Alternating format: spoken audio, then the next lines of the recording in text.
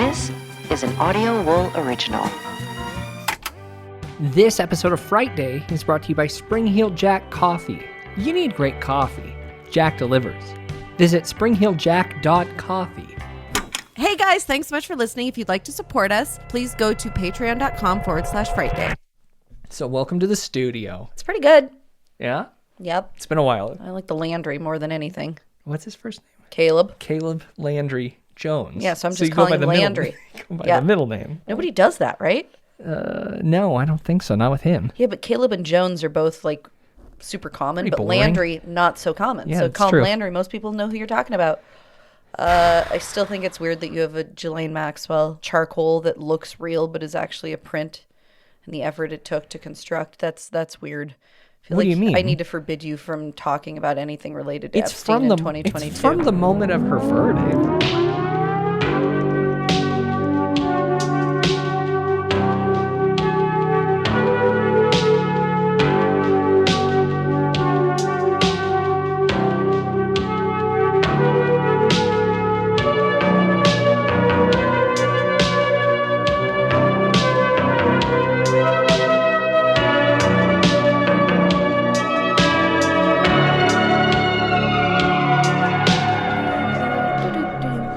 I couldn't even say it. They're so hoarse. I haven't done We this both in have so long. froggies in our throat today, I feel like. It's just been so long since I've been on mic. Woo! It is Frightday. I'm your host, Byron. Although the foot or so of snow that spilled into our little Montana valley over the last few days could certainly stir up feelings of bleak isolation, it's nothing compared to the environment a group of scientists experienced while stationed in the Antarctic back in the early 80s. And the environment, as inhospitable as it was nothing compared to a hostile stranger that could be inside any of them. We'll talk about that, paranoia, and a flamethrower as we review John Carpenter's 1982 sci-fi horror classic, The Thing, and 2021, the year that was supposed to be. It was supposed to be better I think than the people- worst year ever. I think people were excited for like a fresh start. They were. And what did they get?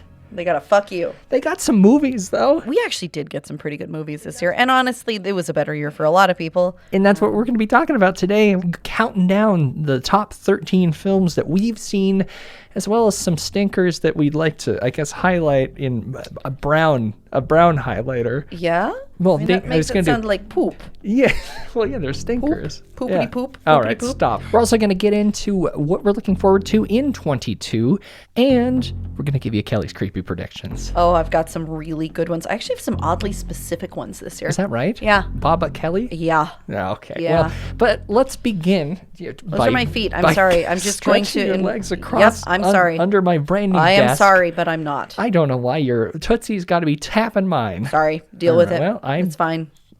You're fine. All right. I'm joined tonight for the 300th time by Kelly. I mean, it really isn't the 300th time because we've recorded a lot other much episodes. more. But, like, yes, the 300th episode. And Sam can't make it because he's part of the Norwegian team. He is part of the Norwegian team. I even gave him a T-shirt for Christmas to prove it. Is that right? Yeah, purple one with the Wow. Norwegian like logo for that base. Yeah. Merry Christmas, Sam. And it's actually not 300 episodes, like you said, but 300 proper episodes. It's not even that, Kelly. No, it's just 300 well, of something, and we have to mark it it's somewhere. Not. You missed the Quiet Place review. I'm never going to forgive you. So for it's that. actually my 299th episode. I think so. I'm actually unsure because there's been a lot of episodes. And, you know, Kelly, I was looking at angelnumber.org to assist me in determining the numerological thank you, significance of the number 300. But a couple paragraphs in, I saw their recent posts on the right side of the page. Dream about tea, meaning and symbolism, spiritual meaning of squirrel, and dreams of losing handbag. Dream about. I don't think I've ever had a dream about losing my handbag. So I closed that window, feeling a bit gooped, and goopity goop. considered popping in a DVD copy of the Zack Snyder epic, and calling it a day. But as fun as it would be to watch Gerard Butler chest kick someone into a well, I needed to focus because 300 episodes is important. Is 299 episodes well, important? that, not so much. So you can bow out, I guess. Well, the number 299 reduces to the single-digit number 2. The energy represented by the number 2 resonates with, among other aspects, teamwork, relationships, diplomacy. It contributes to the majority of the resonance represented by the number 299. The number 9 energy adds humanitarianism, tolerance, and philanthropy. Sure. The important thing is our listeners. So I just want to say do love you guys. Hundreds, thousands of hours I've put into this show. Worth it for you guys. Oh, tell Byron to edit less, though, guys. This has been fun. Thank you guys so much for listening. But, Kelly, these DVD copies of John Q aren't going to put themselves away. What? It's time for Staff Pigs. Oh, Lord, love a duck. They say so much, but they never tell you if it's any good. Werewolf movie with E.T.'s mom in it. The Howling, horror, straight ahead. You're unprepared, but I'll go first. This is a film that we've talked about. We never reviewed it though, so I wanna shine a light. I'm gonna do a creaky. Pretend this is one of those lights moving. Oh, yeah. I'm gonna shine a light on Ted Gagan's "We Are Still Here." I know you think it's silly, but I really can feel something here, Paul. So what are we going to do about it? What if Jacob and May came up for the weekend? She told me once that people pay her to do seances. This house has an energy all its own. We don't need to find the darkness here, Paul. It's everywhere.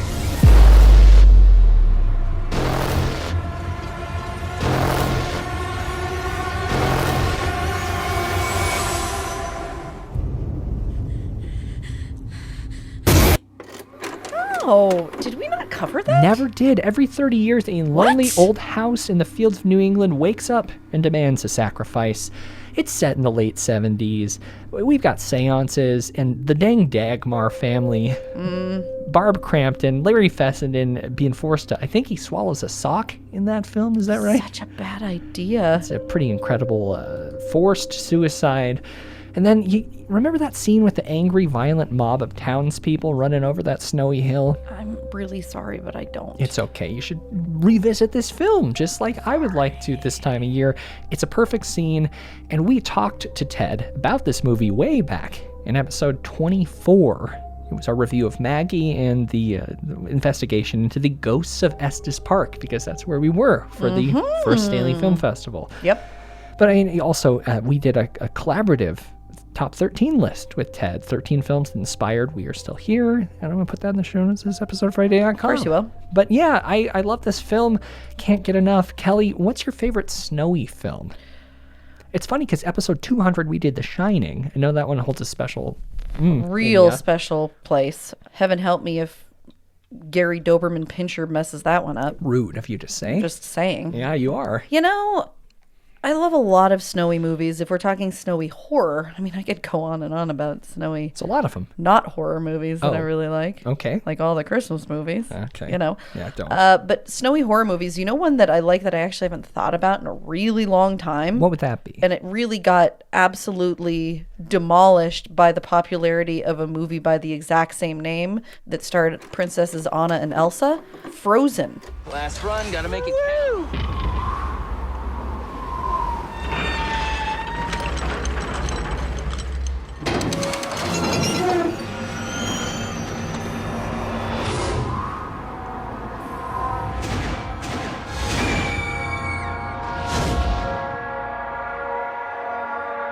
No one knows that we're up here.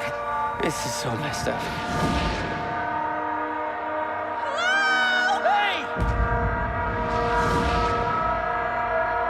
It's Sunday, and they're not open again till Friday.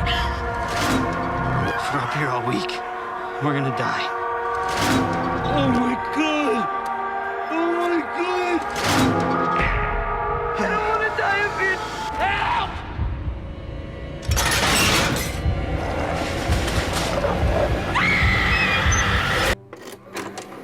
You remember that one? Oh, you're talking about with Adam Green. Yeah. Okay. Yeah, it's like the only thing of his that I don't absolutely loathe. And it's the only reason that I'm even as nice to him as I am. Some folks getting stuck on a chairlift. Yeah. Yeah. Big old pack of wolves hounding them from below. It's interesting because for me, It doesn't contain like a paranormal element, which is not really my favorite kind of horror. But this one was super spooky. Yeah. I really liked it. And I have not ridden a chairlift many times since then. But every time I have ridden one, I've thought very hard about this movie. Oh, wow. Basically the whole time. All right, Green did something right. He did do something right. I mean, it was a long time ago. It was like 12 years ago. we'll And see. he probably won't ever again. I wonder what he's up to. I'll look into that someday. Someday. I mean, hopefully not much. All right, Kelly, don't need to be mean because with a face like that, no wonder there's no customers in this store. Yeah, well, I don't care about customers. I care about You're running film. them out. Okay. Yeah. Stop it with the attitude, please, because we got to talk about a little film from 1982 called The Thing.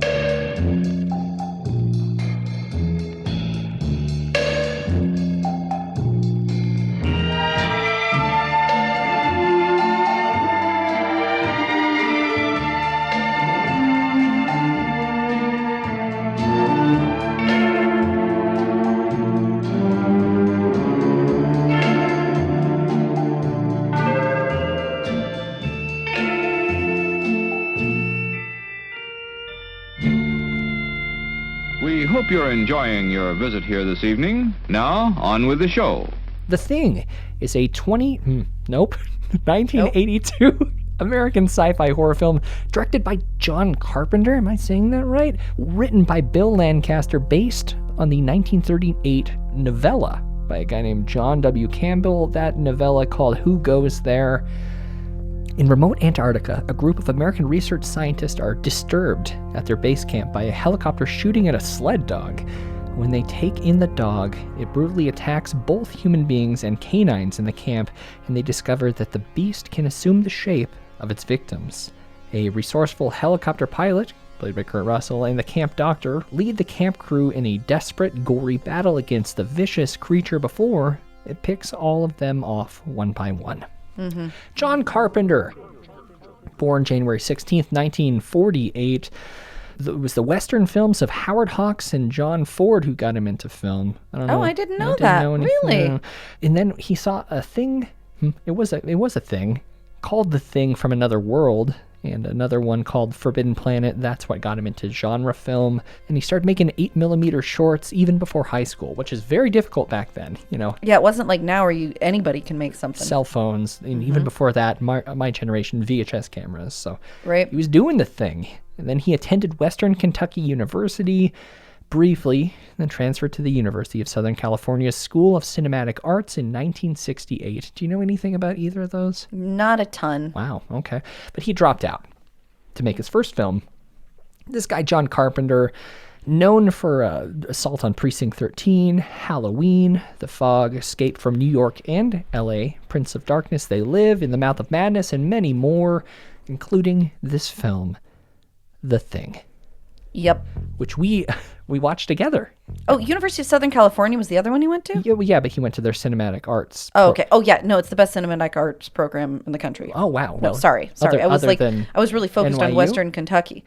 I would argue that USC Better than NYU. probably does a better job. I mean, it depends on what your goals are, but for the type of thing that he was into, Yeah. if you're gonna make My Heart Won't Beat Unless You Tell It To, That's an NYU probably film. NYU, yeah. But this is like a business. Well, cinema. and this is just, entertainment, man. This is Okay. so the source material at some point, Byron, I'd really like to cover in more depth, because the Me idea too. that somebody wrote a novella about literally a UFO frozen under the ice in 1938, you got to remember, 9 years before Roswell. I mean, Okay. may have gotten a little bit of a tip from a Baba. Could have. Good Yeah, point. yeah. Something interesting was happening there. I want to know where that guy got his ideas, but I do think that this is a more authentic interpretation of the source material. As than, opposed to the one prior. Yes, the one in the 50s. Yeah. This is one of my early movies from my childhood, completely free of any sex scenes because it's only dudes up there, and they certainly weren't going there in the 70s. So,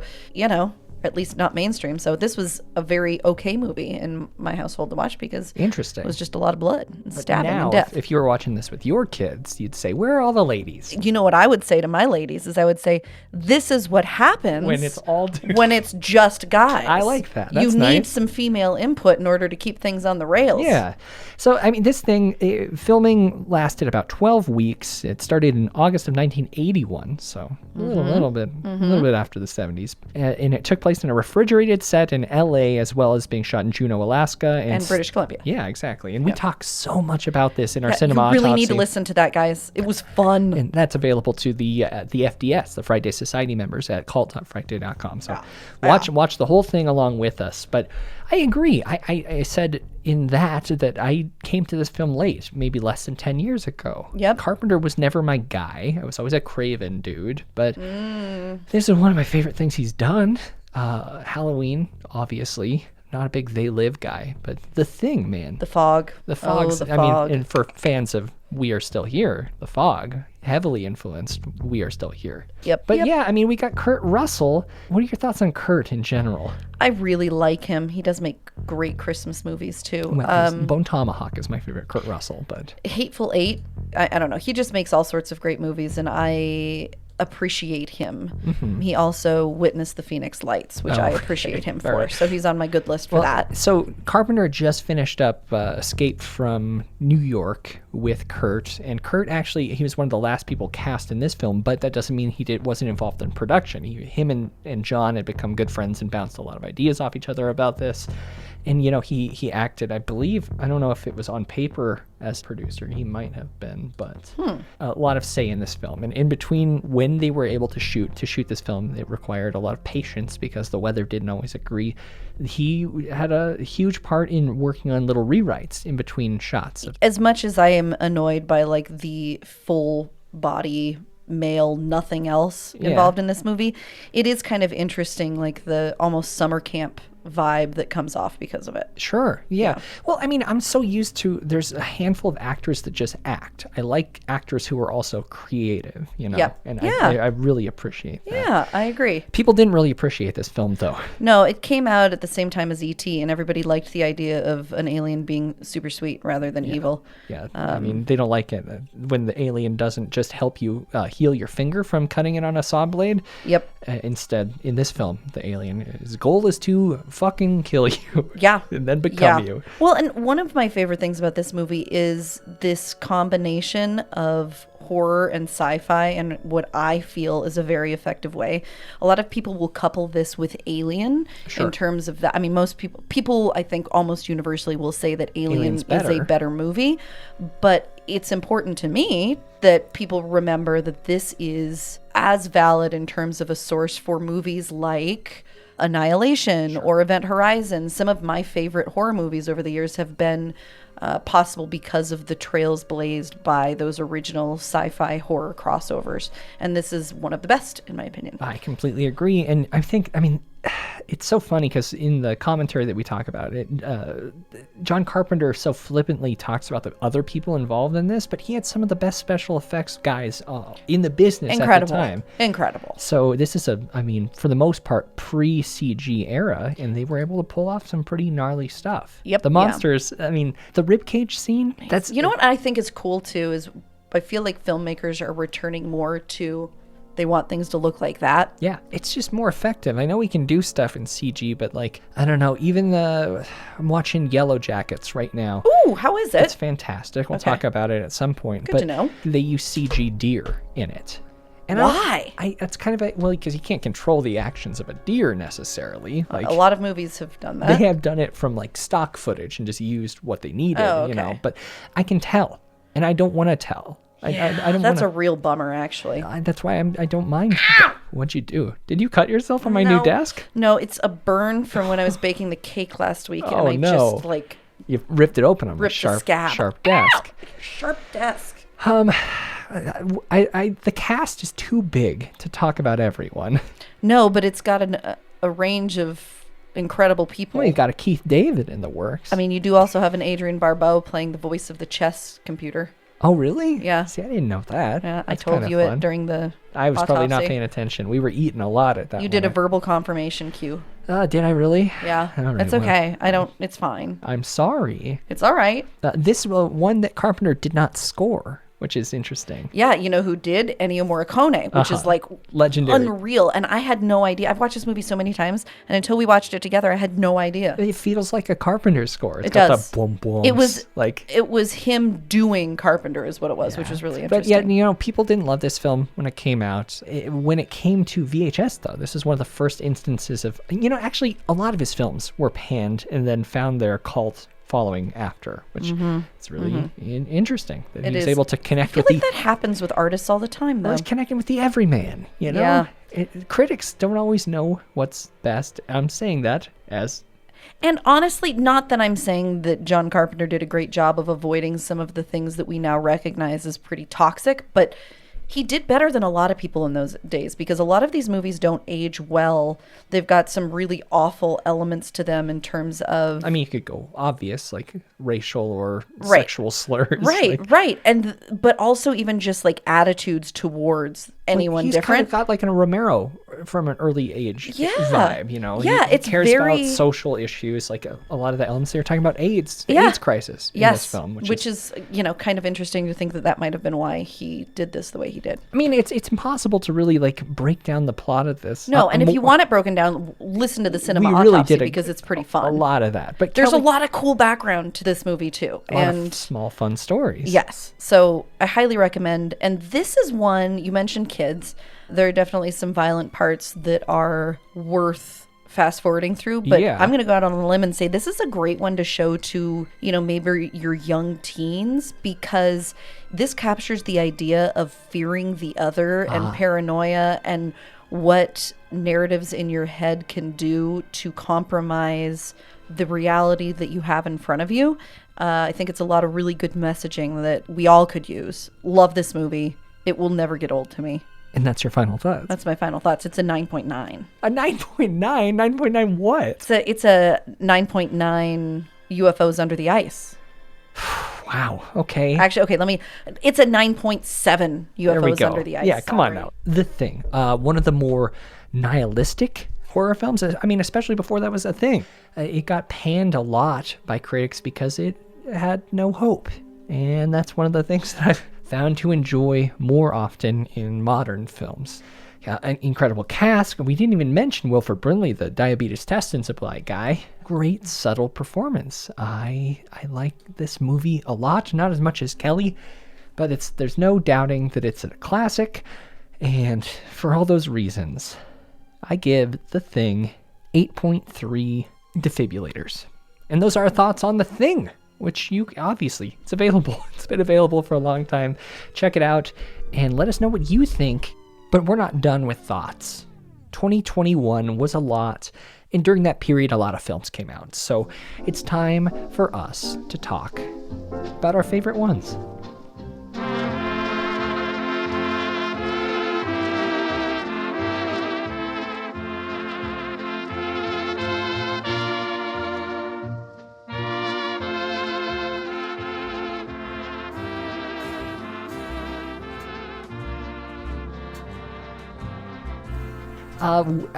What do you want to start? Do you want to start with some things that didn't quite reach it to the top 13 on our collective list, which of course is this year? I think this is the first year it's just been you and me. We're not considering the writers' room staff. Sam's opinion doesn't matter. Sam's opinion doesn't matter at all. I don't need to be rude about it. No, it doesn't. So, you don't.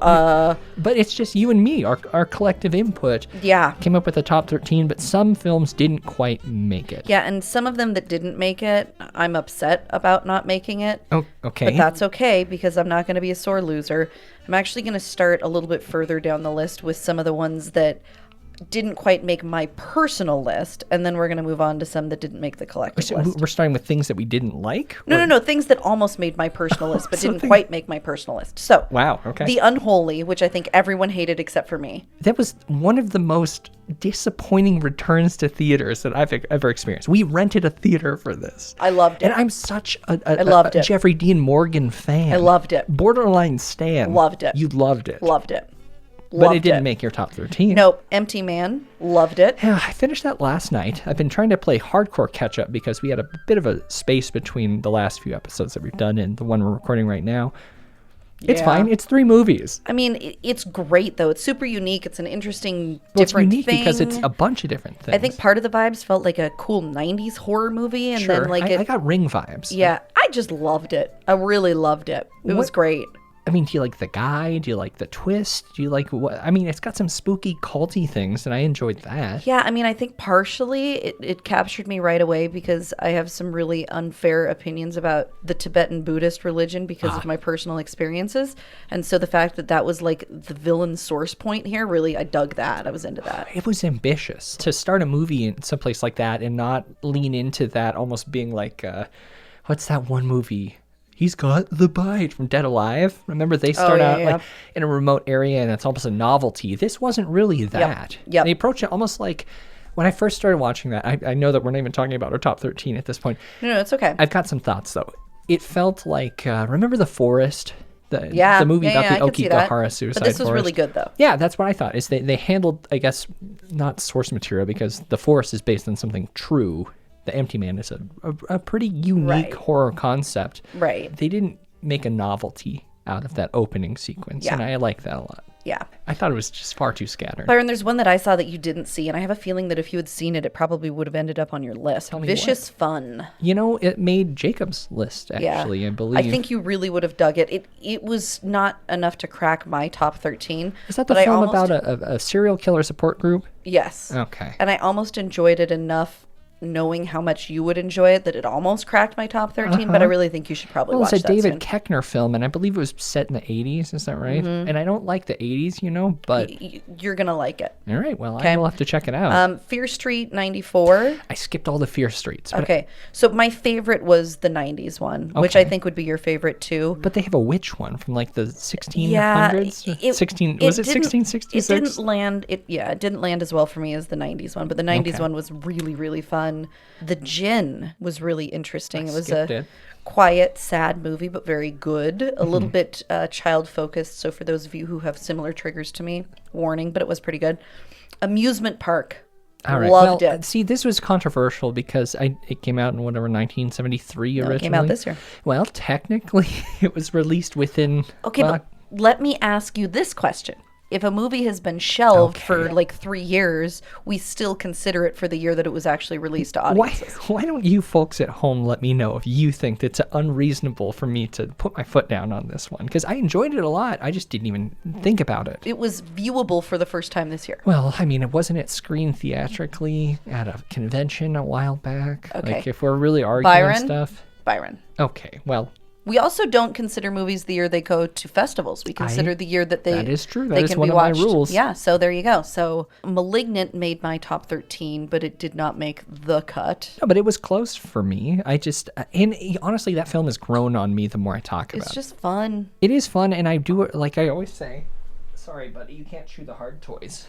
Sorry, Oliver's chewing hard toys against my chair. Sorry, all. I like James Wan doing what he wants and getting away with it, being able to have, I guess, earned the credibility to make a silly film like this. And it was silly and fun. Yeah, and that twist is pretty great. I think it was like 18 on my list, maybe. So I appreciate that. Like it was on mine. So Byron sucks for it not being on his. Otherwise, it would have landed. Unfair. In the Earth is one of the films that I caught up on. It's a Ben Wheatley film, a little indie thing that he did. I think you might have hyped me up too much for it. Maybe, but also that's definitely a Byron like indie mumble core low budget. I was into it. I just needed something like you're thinking too much. I was like, "What the fuck?" By the end of it, it was way too. It reminded me a little bit of The Alchemist Cookbook, which is it's similarly I don't remember it. Paced. Did you make me watch that? No, probably not. Oh, okay. But yeah, that one didn't quite make the cut. Obviously, it was number 8 on my personal list, but Synchronic was another one. I think it's in my stinker list. Oh, see, I really liked it. One above my stinker list. Oh, I really liked that one. It was I thought it was an interesting new direction for those guys to Justin take. And Aaron, Yeah. they're a great directorial team. I just, for some reason, this one didn't work for me. I don't know. Worked for me. Was great, in my opinion. I don't know why Making Monsters didn't make your list. maybe you just forgot about it. Yeah, so it was one of those, I was trying to remember details about it. And Similar to Superhost, which, spoiler alert, we're going to be talking about in a a little bit. Social yeah, media I remember influencers. now. It's kind of like a lodge type situation with slasher elements. What are you doing with your face? It might have made your top 13? If I had thought about no, but honestly, I'm just trying to think who it would have replaced. Oh, okay. I don't know that it would have. We'll just consider I don't think it would have. Consider it a near miss. But it was good. It was a near miss. And I don't know why PG Psycho Gorman didn't make your list. It was really fun, but for me, I didn't want to fill my list up with too much super, super fun, and my super, super fun was Malignant and Werewolves Within. Psycho Gorman, I didn't expect that film to take me like it did, because on paper, it's not my thing, not even a little bit. But it was so witty, quick, fun. Like, I just dug it. The story was really tight, but yeah, Violation, you didn't see. I won't. It's a rape revenge film, but I think it's from a different perspective than any that I've seen. It's incredibly heavy. Reminds me a little bit of a film that I saw called Thou Wast Mild and Lovely. Whoa, I believe that one sounds heavy. I mean, it is. It's a Josephine Decker film. Whoever named that clearly did not care about that getting much viewership. So well, it didn't. It's got that kind of energy, but yeah, the director, also star of this movie, really went all in. I can't really tell you much about it. Okay. Especially if it's not one that's going to be traumatic for me, because I'll probably watch it. Things Seen and Heard. I hated it. I know, and I really, really liked it. I really liked it. It was just painful. I don't like. I mean, it could be the sensitivity of the year. I'm not a big fan of you, and you're even more sensitive. The Night House? That's exactly what the Night House is, you fucker. That's not true. I mean, it kind of is. Things Seen and Heard. Similar loyalty questioning. And I don't like it. I know, but you liked it in Night House. It was different.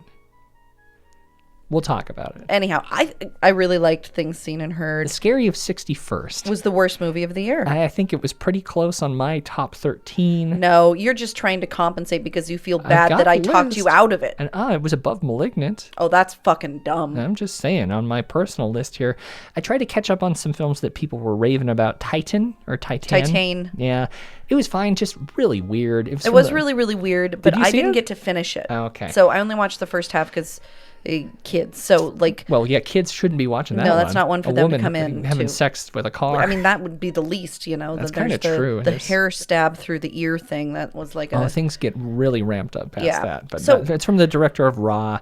I just felt like it was kind of one note. There was no real big surprises. You know what's interesting, though, is I saw a lot of people outside the horror fan genre who really liked this. Like, I have friends who are very movie people, but not horror people, and all of them were raving about this. And I think... Yeah, maybe I missed something? Or it was a weird... I think it was an odd access point into horror for like film snobs, if that makes sense. I've got a quick spoiler alert. So we're sitting at my new desk. I made this desk during my break for the set for the Twitch show. I appreciate that. I watched 6 films in one day while just like really fucking high from polyurethane fumes. Whoa, that was not good. Well, it was weird because like I made sure to close. Did you watch Titan then? I did. Oh, that was a problem. Yeah, you should not have done that. It was a hoot. Surprised you survived that experience. Well, yeah. So the fumes would go up into my vent, and then when the heat would turn on, it would blow it back into my bedroom. That's real bad. Yeah, it was awesome. Yeah, you needed to do something about stopping that. It was a really good time. God. A little bit of catch up. The Deep House, which is from the director of Inside. You would, I think, love this film. Really? To their social media, YouTube folks, the theme of the year, really, I guess. I'm so sick of that. But the deep lake dive to this house that got buried in water at some point. Where are we? France. Oh, I like France. But the house that they go into, they're filming everything for this YouTube show. Basically an underwater haunted house film. Okay, well, I'll probably watch It's pretty that, cool because it's got some found footage elements. It's not entirely that, but I thought it was really cool. Jacob's List didn't make anyone's year-end list here. The Travis Stevens, Barbara Crampton, Larry Fessenden flick, but... Jacob's List? Jacob's wife, yeah, pardon me. Sorry, reading a list, talking about his wife. Jacob's Wife was good. Again, it wasn't good enough to be on my list, but it was good. Censor didn't make our list. Spoiler alert. No, and I actually thought a lot about adding that one, Me but too. I really enjoyed it, but I think reflecting on the year, it wasn't quite as standout as some of the others. Yeah. And I'm sad. I missed Antlers because you told me not to watch it, but I've heard a lot some of people say have been it was really saying it was fun. good. I think it was pretty trash, including Okay. the third act, which was Well, really you thought rough. a lot of my faves this year were trash, though, Yeah, so I probably so- need to watch it. And then Demonic, I didn't get my eyes on either, and I, I really didn't want to either. see That was that Neil Blomkamp horror film that I think It it looks was on our cool. list to watch, but we never really got to Yeah. it. So I'm going to watch that. We both missed Lamb. Yes, we did both miss Lamb. I wanted to watch Seance, didn't get around to it. That's one that I actually will watch. One that probably didn't matter that I missed, Escape Room Tournament of Champions. Don't think that's a problem. I like the Escape Room franchise, though. I think it's silly fun, but Yeah. I get it. Yeah. I did watch the new Quiet Place Part 2. How was it? It was fine. Okay. It's pretty good. Willy's Wonderland, now that Nick Cage is like tearing it up with a wide range of critically acclaimed movies. Yeah. I I guess on definitely that wanna watch note, I that. missed Pig as well, but a lot of people said that wasn't quite horror. It was more just like a revenge film. Yeah, I haven't seen anybody argue that it's horror yet. Yeah. Netflix's Army of the Dead. Didn't check that out. Didn't see that either. Hulu's False Positive. I didn't see that I either. was looking forward to that. But yeah, apparently a Slumber Party Massacre remake came out. Probably was not good. Yeah, but Paranormal Activity Next of Kin, I heard good things about this. Yeah, and I will be watching it. It wasn't on anybody's lists, and so it wasn't on my push at the end of the year, but I will watch it for sure. The Medium, we heard from a lot of people. Yeah. Was really yeah. good. You know, it's hard when you're doing this kind of blitz at the end. I can't dedicate 100% of my attention to something like that. And when you're talking about a foreign film, even Like though... Titan? Well, that was my high night where I watched Unhealthy. Till Death. I watched The Forever Purge, which... That you didn't even talk about that, so that must have been bad. The Forever Purge? Yeah. It was just... it was fine. Wow. I mean, I like the political messaging, but still. it's a little obvious. Yeah. But it was fun. We need to do something. Just reminds me of we Feels need like to talk about Kevin, and that's all I can think of when you It's say not it. really like that, but Okay. cast was great. It's got Pat Healy Oh, interesting. I did not know that. and Sierra McCormick. Standout performance from her. It felt kind of like a Twilight Zone episode that ran a little long. It's basically a one-room horror film, kind of like Bug in a way. Like it could have been a play. I like Bug. Bug was good. I don't want to spoil anything about it. Don't spoil it. It's fine. It just was a bit of a flop otherwise. No spoily. Yeah. Okay, But Oliver. You got to hop on down, buddy. You are so Oh, wait. He might need to go potty real quick. Look at your nose face. Hey, bro. No. Don't do that. You're very good. Down, buddy. We're gonna go potty Thank real you. quick. Good boy. Ooh, down. If you like true crime, dark history, the haunted and paranormal, then we think you'll like Ghost Town. Ghost Town is hosted by me, Rebecca Lieb. And me, Jason Horton. We cover both notorious and obscure true crimes, The haunted, paranormal, and unexplained. and the dark history of everything from world events to pop culture. There are new episodes of Ghost Town every Wednesday and Friday. Find out for yourself what Vulture.com called essential listening and one listener called a total waste of time. So pause the podcast you're listening to right now. And go subscribe to Ghost Town for free on Apple Podcasts, Spotify, or wherever you get your podcasts. And at ghosttownpod.com. All right. Now that Kelly's got ice and cold brew, perfect. This is good. Woo! It's time. And chips. Oh my God. Well, you can't take the Kelly out of Kelly. It's time to talk about our top 13 films of 2021. Okay, so Byron, the first one. I have a question. Yes. Did you have it on your list at all? Ay, number one. It looks like... Oh, did he pull your headphones out? He sure did. My guy, you're causing trouble.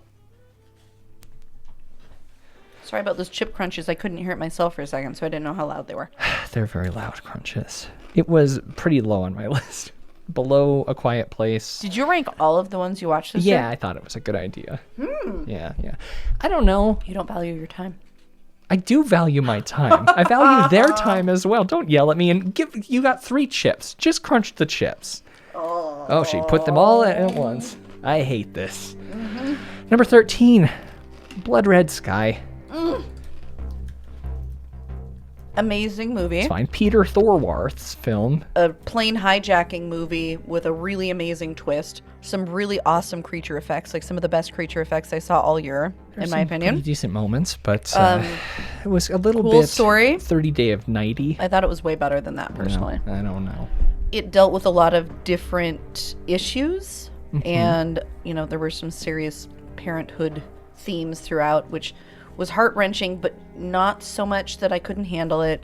There were moments that felt like Die Hard, even, in this movie, which I thought was really fun, actually. It was a very interesting twist. There's no reason to not just go watch it because it's on Netflix. I don't want to ruin anything for you, but it was one of the more enjoyable movie experiences I had this year.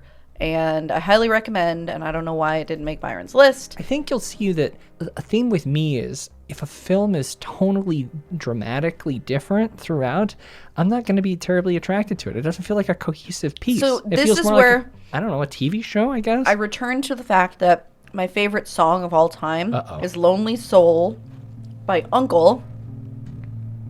I don't know the song. And it's basically like 3 different songs at different points in the song. It's like a really long song, but it is 3 completely different styles of music. So I would say it's 3 songs, Kelly. Just because there's not a break between the songs. No, because it all flows together and then it returns back. The idea is that's the way I like stuff. It's the same way I order an ice cream sundae. I get like a sherbet and a freaking sorbet and then a real creamy chocolatey thing. Not my and then I vibe. pour all these toppings on because you get the most you can out of life, Byron. Blood Red Sky is great. We covered Blood... We covered Blood Red Sky in episode 289. Great. Number 12. Saint Maud, which we did in episode 272. I'm getting closer to being immune to the genre grief porn antics of A24. I couldn't help but be suckered in by this slow burn. It could have been the hype because this was maybe one of the first films to be pushed after COVID. Oh, yeah. Newcomer director Rose Glass. We've got Moyfred Clark. I love this thing. It's got that gritty 70s vibe. It's religious horror, but not in like an Exorcist kind of way. Correct. And I didn't really love it as much. Well, I love a good recluse. I love a good character study. Oliver, I need you to sit down. He doesn't get a lot of company. I'm sorry. Oliver just is not socialized. That's okay. No, he's fine. My children act feral when people come over too. It's all right. And I love this film. I not as much as other films, and that's why it's sitting at number 12. Yeah, I mean it was fine. The next one on our list, Byron, I think would have been higher had you seen it, because I do think you would have liked it, but I don't know, it's difficult to say. I didn't prioritize because a lot of people said it wasn't quite horror. I mean, it was unquestionably horror because it contained multiple horror themes in it. Spoiler alert, it contained hauntings, visions, sexual assault, and serial killer. And so what is this film? There's no way to not call that a horror movie. Edgar Wright. Last Night in Soho. And this was an interesting movie because I told my parents to watch this one. It takes place in North London. Really fun accents, incredible performances. You can't just say really fun accents with every foreign film. Accents really make things for me. All right. So we've got Thomasin McKenzie in our lead as Eloise. Really phenomenal in this. Was Matt Smith as good as he was in Lost River? Yes. Okay. But furthermore, I don't know if you recognize Thomasin, but she was in Jojo Rabbit. She was also in Old, which you watched and I didn't. I didn't even year. add it to my list. It was it was fine. She was also in The Power of the Dog, which not horror at all, but people keep talking about that being like one of the best movies ever. About that. Everybody's loving about it. Okay, so anyhow, she stars as this young woman, and she lives in the countryside with her grandmother, and she's headed to fashion school, and suddenly I love that realizes... you're giving a full review of this. No, I'm just saying she suddenly realizes she's a plot synopsis? way over her head. Uh-huh. And so I think one of the reasons I liked this is coming from a more rural area and spending time living in a city is like a very overwhelming experience, and I could kind of like empathize with what she went through. Because you kind of did that in Chicago. Then she finds kind of a comfortable place for herself, which is tied to some dreams she's having about the 60s, the heyday of this particular area in London, and a lovely looking woman who's living the life that she thinks she wants to live. And what are we doing? Why are you telling me the plot of this? This is the countdown of our films, This Kelly. woman is played by Anya Taylor-Joy, who has also become one of my favorite actresses in the last couple of years. She's pretty incredible. Really enjoying her. First film was The Witch, with the V's instead of the W. But then there was some really interesting... Stop. Okay, stop. Hold on. Okay. Just let me finish. Okay, but why are we doing this? Because it was a really interesting multi-layered thing that I want to talk about for a second. Okay. The old woman in this movie is played by Diana Rigg. Did you write this down? No. Okay. She's played by Diana Rigg. And Diana Rigg was a famous actress in the 1960s when this, like, the retrospective takes place in this movie, and was a Bond girl. Cool. Okay? So she was, the whole thing that's going on in this movie and the objectification of women and like all of this stuff, it's very symbolic because she actually experienced that when she was that age. And also she died last year. So it was really sad that she died. I'm only saying this because this is supposed to be a countdown recap of... I'm saying it was great. Good. That's all they There's needed. a lot to it. Last Night in Soho, great movie. Cool. Some people don't like the ending. I like the ending. Number 10. Honeydew, which we did in episode 281. Devereaux Milburn. Do you want me to give a fucking plot synopsis now too? No, you said you don't want to spoil too much. I don't. All the elements of a good late 70s film, but it's got like Craven-esque stuff. Pre-Shocker, I guess. With some modern indie charm. I really enjoyed this film. Weird little thing. Hell of a third act. Don't want to talk too much about it. Like I said, Kelly. Interesting. Almost like two different movies, Byron, but it was still great. I don't know about that. I think they all kind of flowed together. How was it two different movies? I'm just saying that to piss you off. You're not pissing me off. I just ticked you off because you gave like a full review of a film during our countdown. Well, in my defense, one of the reasons I did is because it's one of the few movies on our list that we didn't cover it all during the show, so I felt justified in talking about it a little bit more. Could have said that. That makes sense. I thought that was fucking obvious. Listen, I'm a dum-dum, okay? You're not a dum-dum. Just right. talk about the next movie. Number 9. We covered it in episode 292. Ooh, Brandon Christensen, you've done it. Yeah, you figured out how to write a really nice male character. Well, I loved it. And you wrote a hell of a female character as well. It was great. Super host. Super fun. He did it. We've knocked the influencer horror genre a little bit. It was kind of the trend of the past few years, people trying to make it big on YouTube. But he, with the help of Gracie Gillum and a bonus Barbara Crampton, found a way to like subvert my expectations a little bit, kind of by telling you right from the get-go what this thing is, and made a really, really wild movie that I enjoyed quite a bit. Fully agree with that. Congratulations, Brandon. Let's go, Brandon. Let's go. Oh, God, poor Brandon. I'm sorry, buddy. The number of people who I work with in my other life who ask me what that means, and I have to explain to them what it means, it cracks me up. It's really sad. Well, it's good. Okay, next movie on our list, Candyman. This... What place? Oh, I'm so sorry. Number 8 on our list is Candyman. This is a movie that I was really late to. We covered it in episode 294, which was pretty late to the game. It was. I think it was a high-paid VOD release, remember? Right. And we didn't cover it right when it came out, which I don't even remember the reason for. The year was so freaking crazy. Theatrical. We couldn't go to it. Right. But then it was a high-paid VOD. Oh, but we covered it when it came out on VOD. Yeah. When it came out as a $20 VOD. And so this was one of those weird experiences because I think that the break between theatrical and VOD on this was more like what we were used to years ago. Kind of traditional. Versus what we see now where it's like maybe 2 weeks or 3 weeks. So like when I saw Don't Look Up, it felt like I was on trend because the other people had only seen it a couple weeks before if they went into the theaters, right? But this, by the time that I saw... Don't Look Up go to theaters? Yeah, 2 weeks before. Oh, wow. But then when I saw Candyman, I had already heard people talk so much about it, and then I had like missed that wave, and now I was coming back in. So the nice thing is I went in without very many expectations, and I thought about rewatching the first one before I watched it. And I did watch it for the first time. Which was a cool experience for you. It was. And instead of watching it, I just read through. Sometimes I really love that Wikipedia does a plot summary and you can read through like the whole plot of the movie. So I just did that. And I watched it.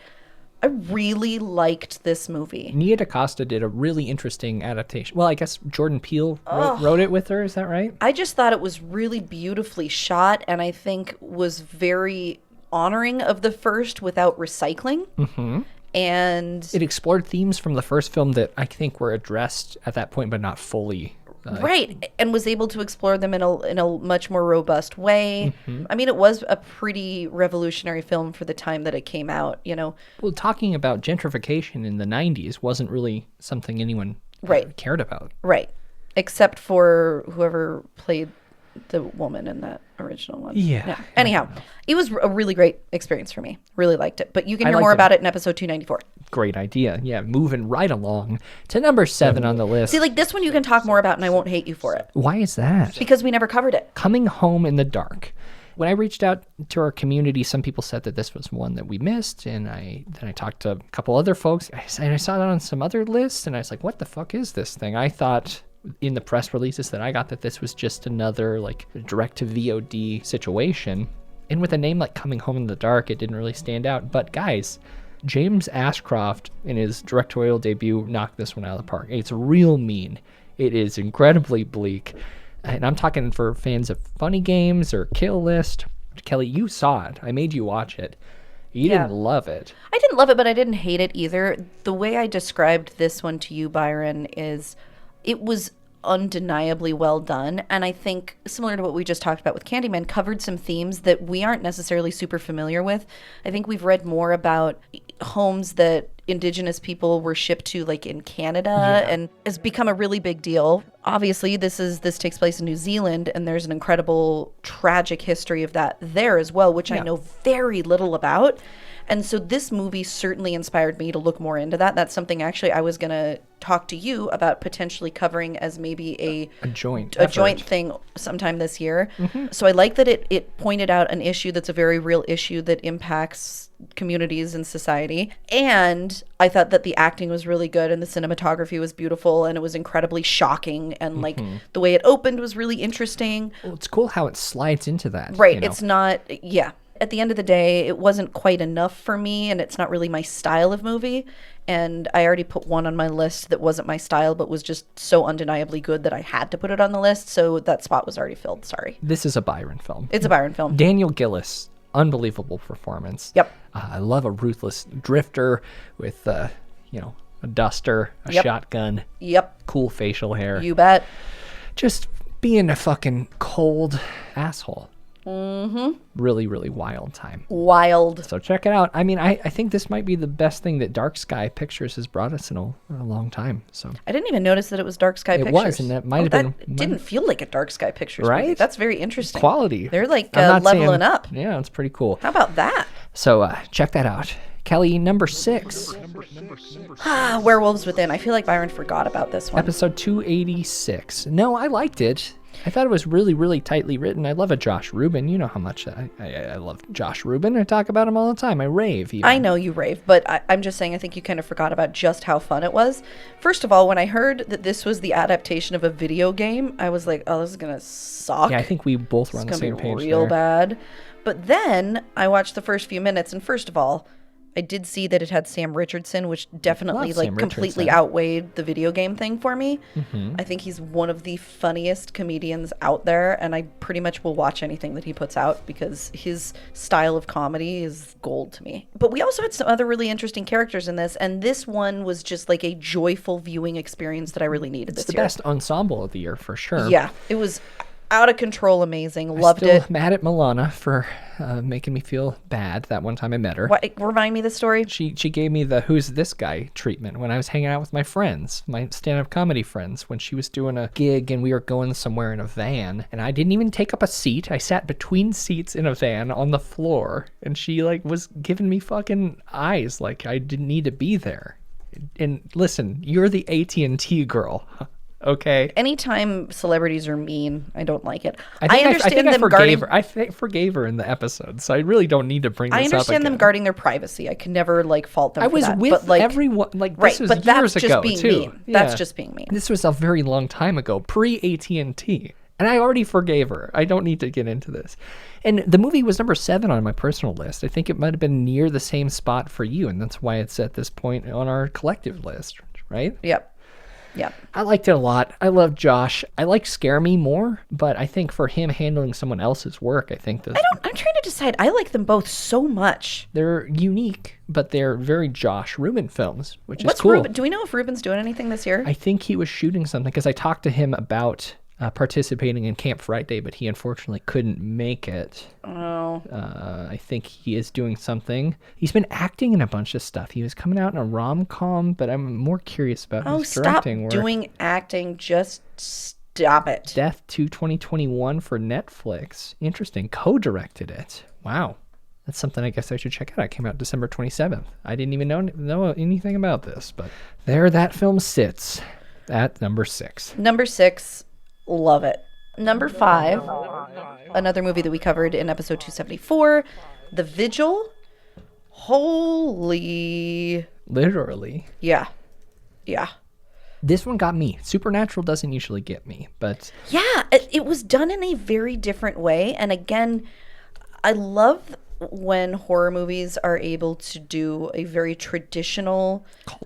Cultural concept. Like, this isn't folk horror, but it's almost folk horror. You know what I mean? Because it's got such a deep-seated cultural element to it. Well, and Keith Thomas, the director, he had experience within that community, which was really cool. Yes, the visuals were incredible. It did exactly what I like with spooky things. Don't show too much because otherwise it stops getting scary, and try and leave it up to the viewer's imagination as much as possible. And I think this executed it really well.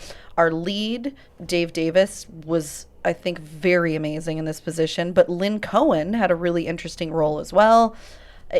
A couple recognizable faces, but obviously a very, very small core cast to this movie. Very psychological in nature, quiet and beautiful and terrifying, and one of those that a lot of times I really like movies we watch, but I know I'm probably not going to watch them again. This is one I'm definitely going to return to. Yeah, I like The Vigil quite a lot. It's pretty great.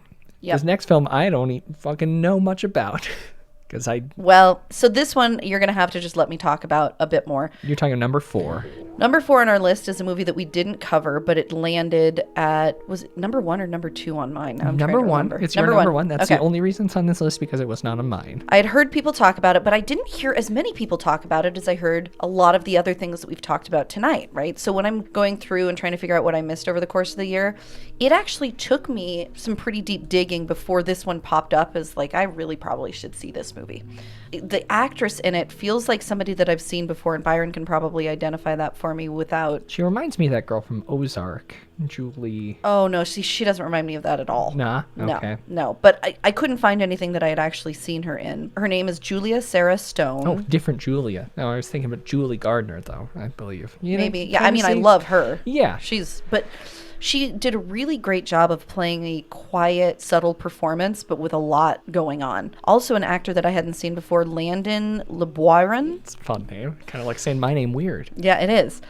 He played a really interesting, multifaceted character as well. I thought he was good. I agree. Basically, we've got this runaway girl who has some conflict with her family. We don't really know what it is, but she's been sleeping like in a playground and on a slide. In a way to find like a place that isn't cold and awful to sleep, she signs up to take part in a sleep study. And that sleep study gives her a bed to sleep in every night while they monitor whatever they're studying for the sleep study. A lot of really interesting things unfold from there. I will say Byron got a little tired of it, and so he didn't finish it. I would encourage you all, watch through the end. It's really worth it. Do you like the graphics, the monitor system that they have? Like, yes. I didn't like it. I love that. So it didn't work. The score was, I think, the best part for me, well, and I you're have a big theory. Electric Youth fan, right? Well, I am, but I have realized over the course of the last year that scores might be like the number one tipping factor for me with movies. Okay. And this one, I have this sneaking suspicion that it was actually done in some kind of a binaural waves format, and I'm still trying to find evidence of that. I haven't been able to find it. Do you want me to get you an interview with Electric Youth?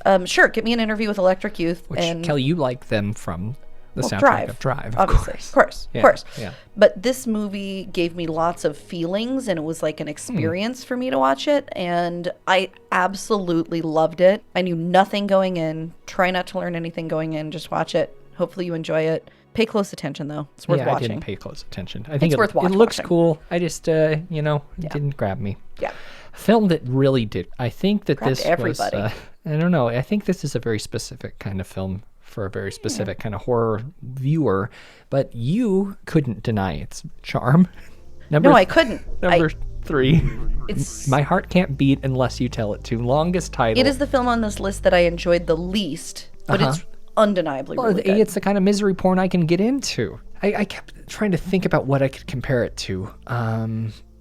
It's like the broken neighbor to The Only Lovers Left Alive. It's a vampire film where the vampires are not thriving. And I really enjoy it for that. You know, Jonathan Gutierrez, it's his feature debut. This family is not doing well with one of them being a vampire. They've got a system, but the system is holding on by thread. Well, and it's very allegorical to families dealing with addiction. Yes. Yeah. It's a dark, depressing film full of desperate people. Yeah. I think that there's some really cool moments of not levity, but something that turns a frown into a straight line smile. Patrick Fugit, he doesn't miss. He's incredible. Owen Campbell, I don't know what year Super Dark Times came out, but that's when he first came on my radar. He is picking some incredible films. Ingrid Schramm, I just love this film, Kelly. I think it's incredible. It is incredible. Yeah. Watch it. Yeah, maybe do like a duo. Watch this first and then watch either Almost Famous or Saved to make yourself feel a little bit better that Patrick Fugit's okay. He's going to be all right. Yeah. I thought you were going to do what you did last time and pair it with What We Do in the Shadows. I mean, that would also help. Just be ready to do something to cheer yourself up after it. It's very grim. Well, speaking of grim, speaking of dark, speaking of dismal, number 2 on the list. Well, I don't know, Kelly. Tell me why this one worked for you so well. Well, this one worked for me for a couple of reasons. Just watching it, it's a really beautiful, completely unique movie. I'm a sucker for anything that has a root in reality, and being able to explore the details of that root with the director and writer himself. Jordan Graham. And of course, we're talking about Seder. It was a fascinating movie. Sad and beautiful and super spooky, and had some visuals in it that reminded me a little bit of even like The Ritual. Very interesting, a little bit up to interpretation, quiet, intentional. I do think a lot of my enjoyment of it was amplified by our conversation with Jordan Graham. Sorry. Oh no. No, it was bad. I was looking at who played the nanny in this, and that's why I was like, oh. Jordan Graham was a really great guy too, and it was very clear how personal this was, and really what he had put into it. It was like guerrilla filmmaking at its best, which to do that and then come out with this kind of a product that I think was absolutely singular. Like, I've never seen anything like it. I cannot wait to see what else he does. It may not ever be as good as this, because I don't know that this is the type of thing you can ever replicate in terms of... He built a cabin. Yeah, well, and like this was his family and his history and his soul in this. It's such a cool experience to watch. I would say, I don't know, probably watch it before you listen to the interview with him. Probably. I think you'd get a lot of value out of that to approach it afterwards. Yeah. Yeah. Wow. I mean, here we are. Number 1 on the list. This, are you surprised? I don't know. That this made number 1? Yeah. I think it made number 1 because of the completely disparate nature of our lists. Like, this was the one that we most agreed on, is why this one was number 1. It was high up on both of our lists, but it was neither of our number 1. Yeah. I liked it a lot. Well, I liked it a lot, and I appreciate, Byron, because you were the one that talked me into watching it, because I hadn't seen it, and you're like, Kelly, I really think you're going to like this. I really think you'll like it. And actually, I know Sam's opinion doesn't matter, but he watched it with me on the coast, and he really, really liked this one too. Episode 298, we talked about it not too long ago. David Bruckner's The Night House. Yep. Rebecca Hollick over here. Love everything she does. She is great. She is great. You know, it had a lot of curves, but it took them at the right speed. That it didn't feel like it was jarring, and I liked it a lot. Bruckner is one of my favorite visual directors, but he kind of held back in this, which was nice compared to what he did in The Ritual. We've got monsters, but they're not always physical monsters. Yes. And I love it. Correct. It was fascinating and a really interesting ending, too, I thought. Well, third act was my least favorite part about it. I figured as much. It was... People are really hard on third acts. Well, because you got to stick that landing, but regardless, I think that this stuck it enough. Yeah, I love this film. that's all I can really say about it. Go listen to 298. We talk a bunch about it. Yeah, it was really good. I want to know what you guys think about our top 13 list here. I mean, other than the fact that obviously mine was a little bit more on that's point. false, and I will be posting my top 13 at Frightday.com in a more structured, written way. But yeah, it wasn't all good. No, there were some baddies, like The Scary of 61st. Well, it was a great film, and we don't need to talk anything about how it was bad. But The Unholy was a real piece of shit. Loved it. It's one of the worst CG that I've seen. Super fun cheeseball movie. Enjoyed it. You skipped Don't Breathe 2, which is good. Yeah. Worst thing I've seen in I'd say it was worse than The Unholy. Let's be Okay, honest. good. Yeah. The Wrong Turn remake, It was fine. It was fine. There were some interesting components to it. At least it didn't work in retrospect, I should say. I had high hopes because I thought we're kicking off a new era of wrong turn films, but that is not how it worked. I was so excited for Chad Crawford Kinkle's Dementor, and it was just not anything that I needed. It was super weird. Yeah, I think we talked about how it was like halfway to a Crispin Glover film, but not quite. Mm-hmm. But yeah, let's not dwell on that. Let's not dwell on the past. Let's talk a little bit about the future. Future. Right.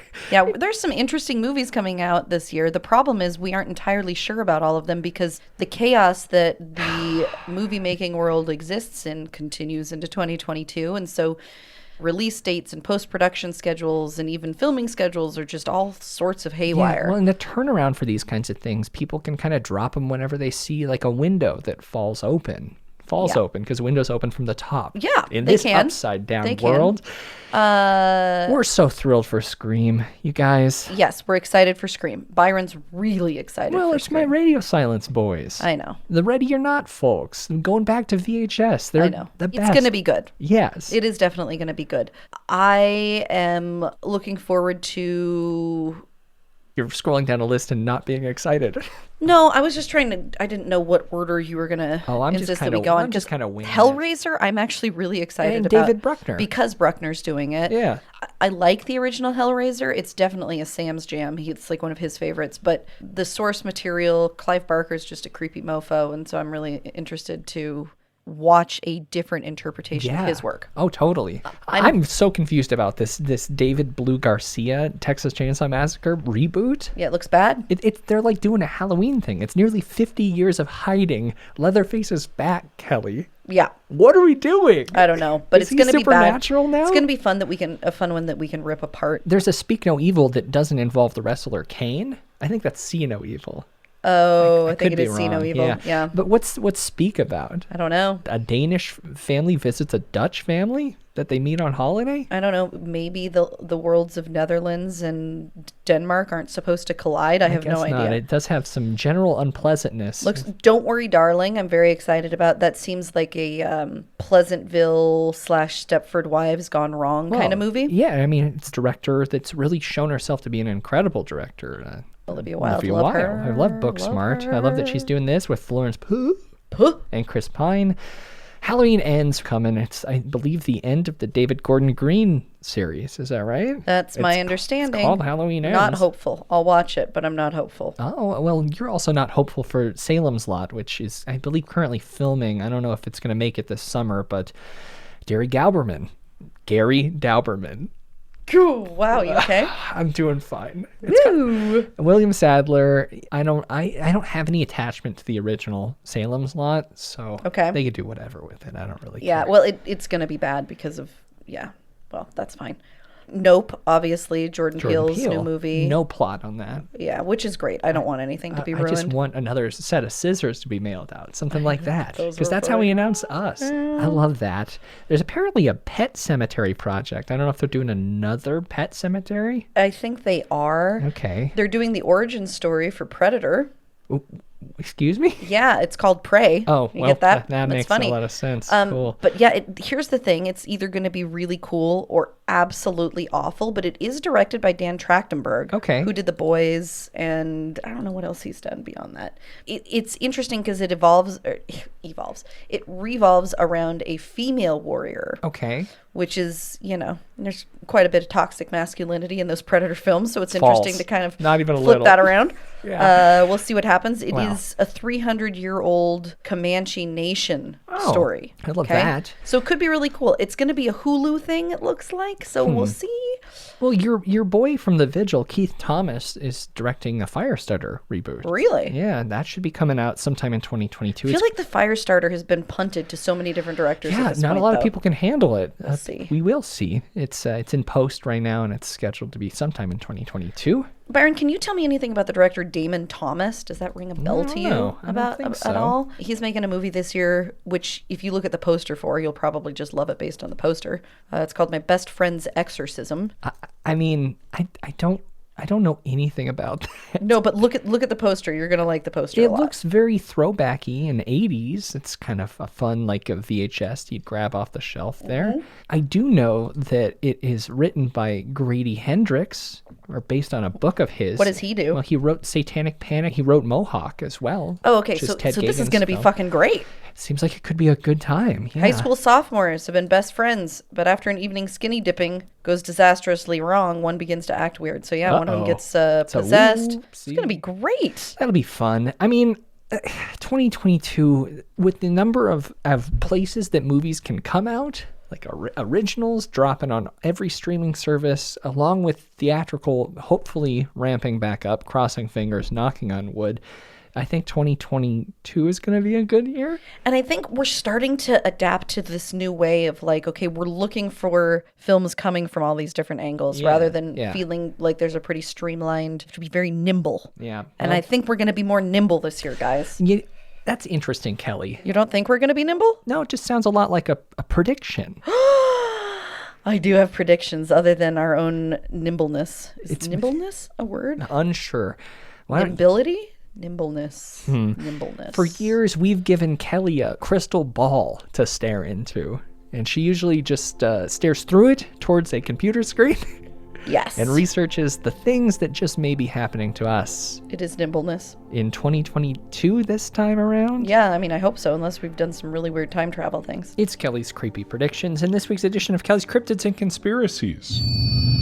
Kelly's Cryptids and Conspiracies. I've been listening a lot to Montauk and time travel, so I wouldn't be surprised if we got in a time travel messed up thing going on here.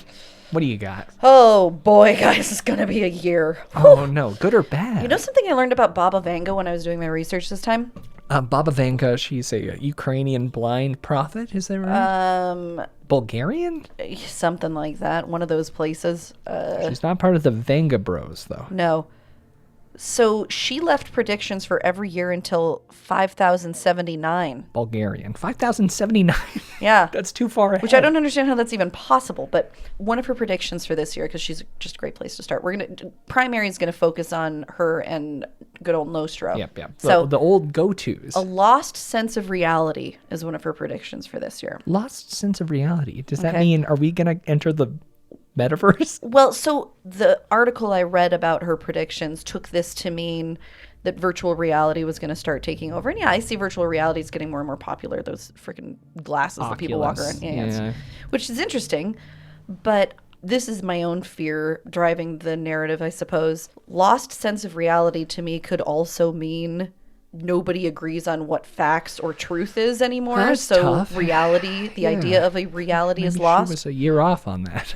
That's true. Or maybe, Byron, it's going to be even worse this year. Maybe it's going to be like 100 times worse than it was last year. Yikes. Either people are all going to buy their Oculus goggles and start wrecking their cars, or we're just going to continue down this horrible path of some people believe one thing and other people believe the opposite, and yet there is a fact or reality and nobody's acknowledging it. So, I mean, that's a little bit dreary. It's heavy. I'm sorry Don't like about that start, Kelly. Here's an interesting one, and Byron, this actually ties in pretty closely to the movie we're going to talk about in a while.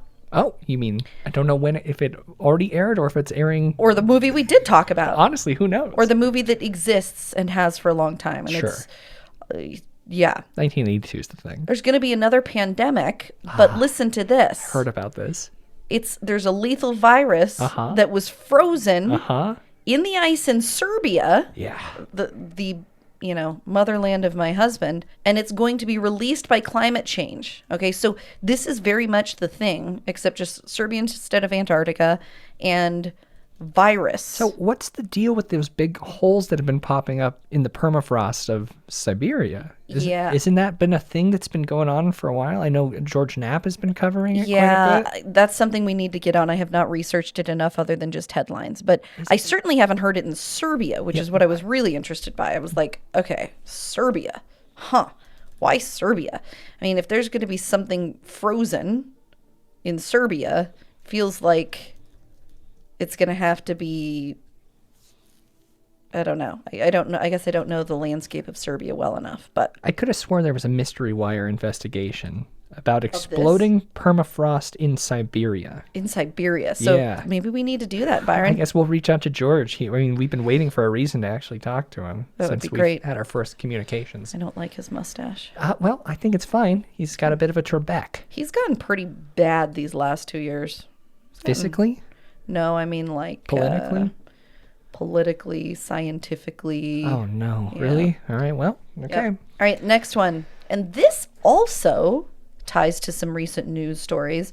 Did you see the thing where apparently NASA's hired a bunch of theologians to talk about what would happen if people discovered aliens were real? I didn't know that they hired them. I heard that there was consulting with them. I heard that there was a group that got together to talk about how religion would survive if extraterrestrials were, I guess, verified. Yeah. I like that. That was a good choice of words there, Byron. Yeah, thank you. Well, Baba says better deal with it real soon because it's happening. Oumuamua is coming down and there are aliens on it. And it's Oumuamua was that giant asteroid, the weird shaped one. Yeah, that the one that they're saying came and slowed down as it approached us. Right. Yeah. Well, interesting. So there are aliens on it. It's coming back round. It's gonna send some aliens down to Earth. Might take some folks back up with them. Don't like it. Yeah. Now, this is not good news. It was not a good year for Australia already. With the fires and the virus? Yeah. Well, I guess with the fires this year, that could have been 2 years ago. I have no idea. The last 3 years are a just block. a big old block of blur. Yeah, it's very scary. Yeah. Intense bouts of floods, Australia and parts of Asia.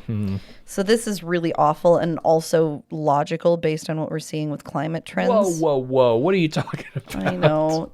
They're just all of these natural disasters that are increasing everywhere. It very much feels like, what is it, Day After Tomorrow? The Gyllenhaal thing? I mean, it's starting to feel like that. Seriously. There's been some pretty unpleasant natural disasters as of late. And yeah. Outside this is the craziest snow we've had. A little over a foot. Yeah, and it just keeps coming. And then there was like some... Now it's raining, though. I don't know if you're and then aware it's going of to that. freeze, and then it's going to be really great. Well, that's cool because we all get to join a hockey team. Involuntarily. Like Australia got some pretty nasty floods last year, too, in March. But if Baba's saying it, they might get worse. Yeah, well, and apparently there's also going to be, with the increasing heat, specifically in India, there's going to be a locust plague. Oh, no. Yep, going to kill all the crops and the farms. Even worse famine in India than we already have. It's going to be fine. Well, apparently whoever was interpreting Baba's words said that after 2022, things will slowly get better. Maybe it's going to like kill off half the world's population and then like... Don't be a Thanos over here. It feels very Thanos-y to me. Oh, come on. Supposedly then at the end of the 20s, we're going to eradicate global hunger and cure any disease with cloning technology. Wait, pardon me, which quick? Also seems like a problem because then nobody dies and then, I mean... Oh, then we got population issues. Real bad. Yeah. But the world doesn't end Maybe until that's why 50, they're giving 78. us all those vaccines. Yeah, Sterilize could be. us. Yes, they're hopefully... Prepare us for the food that we can be eating. There you go. That'll be cool. We've got until 5078 before the world ends. That's why that was her last prediction. 5078? Yep. Wow, okay. So... Are you bored by our fate? No, I haven't been able to down the rest of my cold or hot. Oh, okay. All right. Nostradamus, also not super positive about the coming year, but not maybe quite as negative as Baba. And we've talked about this before, the way that he did predictions was based on astrological movements. Yeah, he's a and French so astrologer. Because it's not like I can read primary source material on this and understand what the hell he's talking You about. should also know that Baba never wrote her own stuff. Right. It was always verbally dictated. So right. Who knows if it's true? What? Oh, I mean, I'm sure it's all complete bullshit, but that's wait, okay. What? What? Excuse me. No. Okay. Anyhow, no. So it's a little bit up to interpretation, unless I'm talking to somebody who has read the origin texts from Nostradamus in French about what things were going to happen. Apparently around 2022, there's going to be an issue of a war in Europe, and specifically France is going to be invaded. Unclear by who, just somebody from the east. Who would invade France? Nostradamus is almost universally east phobic. Well, it was what? He was around in like the 1500s. So. This is supposedly the translation of his words. We shall see. Blue head shall white head harm in such degree as France's good to both shall e'er amount. So, a little bit vague. Spain. Could be World War United III. Kingdom, Switzerland. They're known for. Yeah. I mean, Germany, maybe? So keep your eyes out for those blue and white. Blue and white. Blue head and white head. All right, well. Not sure what that'll mean, but I'm sure it means something Maybe important. It's Civil War. Well, invading. That doesn't make any sense. I'm an idiot. I don't know. You never know. All right. Inflation and starvation. Sorry, everybody. No abbots, monks, no novices to learn. Honey shall cost far more than candle wax, which actually got me thinking, like, which is more? I don't even know which is more right now. Honey, I make candles. Oh, okay. Cheap honey or good honey? I'd say honey always costs more than candle wax. Okay. So high the price of wheat that man is stirred his fellow man to eat in his despair. So he's predicting straight up cannibalism. Is that what he was saying? Yep. Wow. Man is stirred his fellow man to eat. Soylent Green time. Yep. I guess we're into it. Obviously Brexit and all of the stuff with the pandemic and, you know, the fact that we're getting into a rather difficult situation politically that seems to, for some reason, never go away. All of these things could happen. Who knows? Seems grim. It also could just mean that, you know, the economy is switching around, because I was thinking about this, and obviously bees are, we've got a problem with bees. Maybe that's why honey's more expensive now than it was. Because of the bee situation. Right. All right. Right. Well, I don't know why we're caring about the honey. I mean, I love I think real it's good fine. honey. Do you put Love it? real What do you good put honey. in? Like a tea? I think we're caring more about the bees than we are about the honey, though. Yeah, Like yeah, absence yeah. of bees fucks everything Oh, up. it does. We're done Yeah. for. The crops, you know. Gone It's a bees, bummer. gone us. Yeah, that's true. Global warming. These are some of his words on global warming. Why were they caring about that back then? Well, I don't know. Again, I'm not reading the source material, but this is supposedly a translation of his words. Like the sun, the head shall sear the shining sea. The Black Sea's living fish shall all but boil. When Rhodes and Genoa half-starved shall be, the local folk to cut them up shall toil. Now, here's the thing. It rhymes in English, which doesn't make any sense. A lot of liberties. I feel like there has been some serious artistic license there, but it also is unfortunately pretty accurate that we're nearing places where sea creatures will die because of temperatures.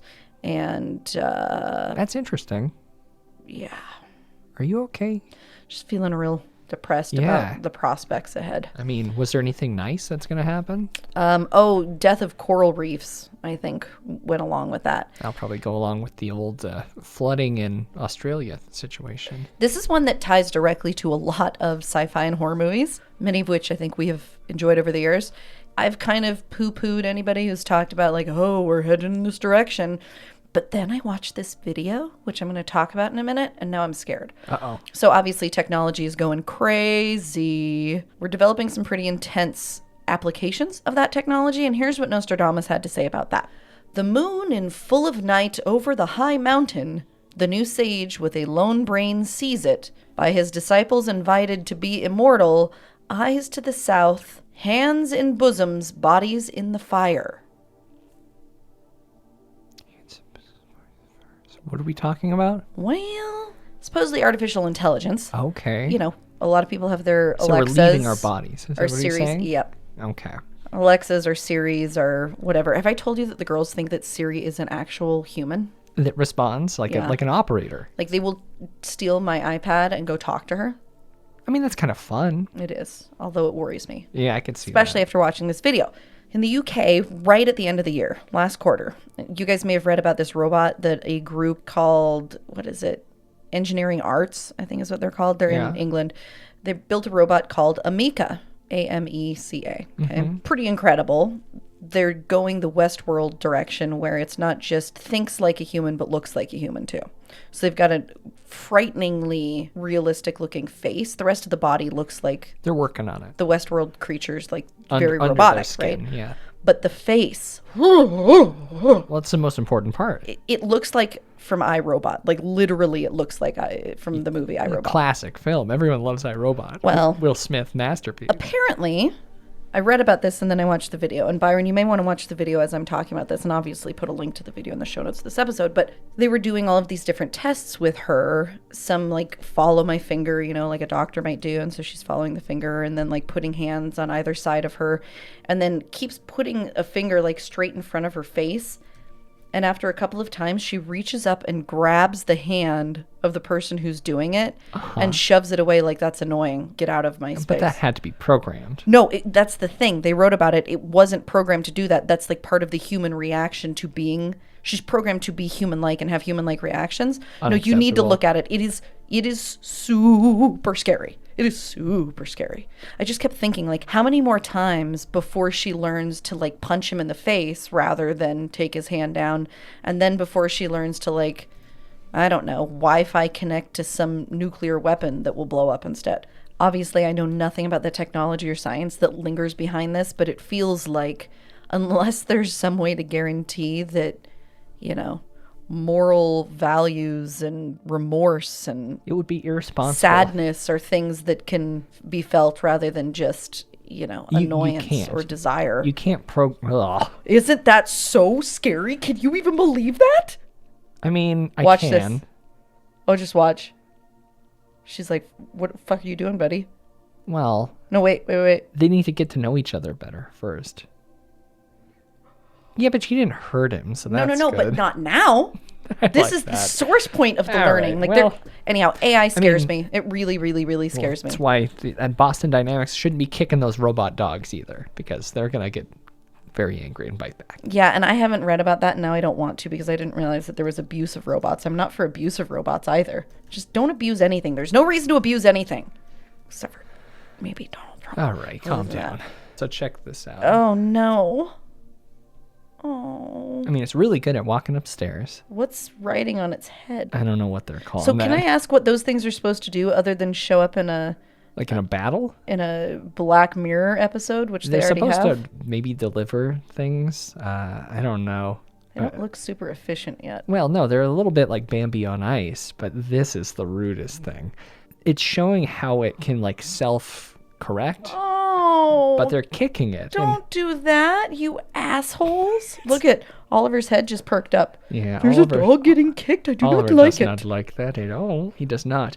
So the future is looking bleak, huh, Kelly? It is looking bleak, which is why we got to watch a lot of movies and stay together. All right. And be kind to one another. Yeah. You know, help somebody out. You guys are the absolute best. You guys are the best. This has been a fun year, and you know, I love kicking off 2022 with you. Yeah, we might need each other more than ever this year, everyone. So, everybody be safe. Mm-hmm. Take care of yourself and your loved ones. Yep. Watch some spooky stuff. Watch some really spooky stuff. Yeah. Mostly the stuff that Kelly tells you to watch. And we've got quite the lineup for topics this year. Oh, you guys, so many great things coming. I am really excited. Yeah, same here. But Really. Kelly, until then, where are you going to be? I'm going to be at Kelly Frightday on Twitter, or email me, kelly@frightday.com. By the way, I haven't gotten an email in a long time. I'm wondering if there's something up with my email box. I should It's probably probably check full again. Yep, okay. I'm at Byron McKoy on Twitter and Instagram. Byron@frightday.com is my email address.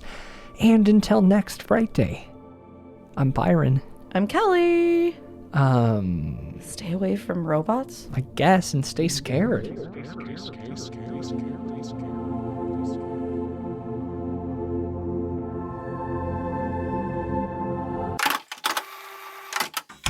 You've been listening to an Audio Wool original, produced by Byron McKoy. Theme music provided by Cemeteries. For more programs like this, visit audiowool.co.